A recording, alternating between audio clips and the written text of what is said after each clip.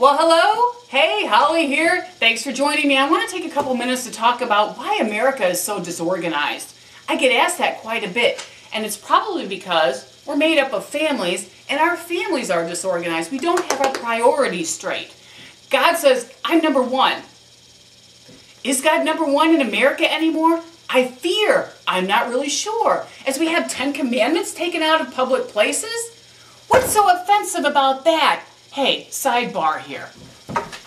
Ladies or men, if you're dating somebody who finds the 10 commandments offensive, don't commit adultery, offensive, don't lie, don't cheat, honor your mother and father, if anyone finds those offensive, you ought to not walk, but you ought to run! Run away from those individuals. What do you want to be with somebody like that for anyway? Right? The other thing is, we only go to church on Sunday if we're not too tired from Saturday night. And that's the only time most of us are really even acknowledging God. Do our children see us pray outside of church? Do they ever hear us talk of God outside of church? Do they see us reading the Bible? Or do they see us reading one of those trashy Inquirer magazines? We need to think about this stuff. I know, in America, we think we can do it all on our own. But you know what? You're wrong. You're wrong. The only time a lot of people go to God is when they're sick, or they're waiting for a test result, or of course, at a funeral. You know, everyone hears about God at a funeral. But like organizing anything, you have got to prepare. There is going to be one day, and we're all getting that day, where the creator of your life, your very existence, will say to you, what have you done with what I gave you? And you're going to have a response, and you're going to have to be ready.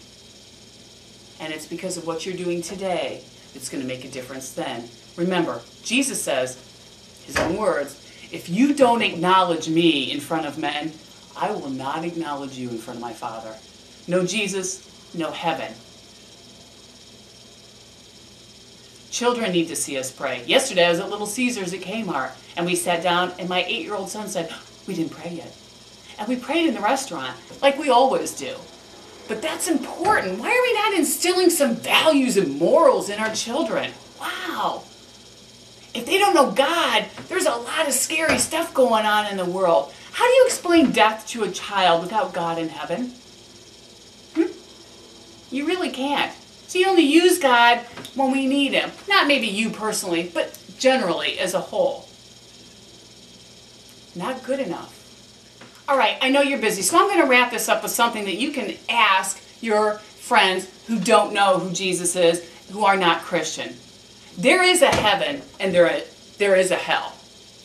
And if I'm wrong, and if you're wrong as a Christian, then we've lived wonderful, passionate, powerful, purposeful, moral life with values for nothing.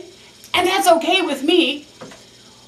But if the non-believer's wrong, wow. Ask them, what if they're wrong?